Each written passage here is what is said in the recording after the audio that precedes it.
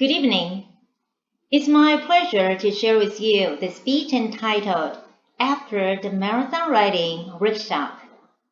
With a satisfying click, I submitted my final piece, which marked the end of the marathon writing workshop. Immediately, a wave of relief washed over me. Indeed, the challenge was immense, but the rewards of overcoming it were equally remarkable. In early June, I created my July action plan, which consisted of 10 goals, and 6 of them centered around writing.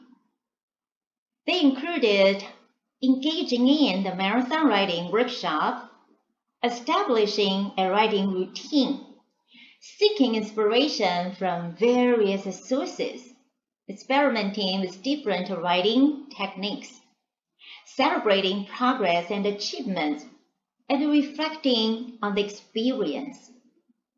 Looking back at the first 2 weeks of my July, I take pride in having successfully achieved all the goals I set for myself. Regarding the writing journey, the term marathon writing truly lives up to its name. It generates intense and demanding pressure that pushes participants to produce a daily writing piece for 14 consecutive days. While creating multiple pieces may seem easier in comparison, continuous writing for 2 weeks proves to be highly demanding. Luckily for me, I have learned to best use the power of the momentum that time carries. By writing the time trend, moving forward with it, day after day, week after week, I eventually found satisfaction in my progress. Before the marathon writing began, I came across a quote by the American coach John Wooden, which goes, "Don't mistake activity for achievement." The wisdom behind its words immediately resonated with me.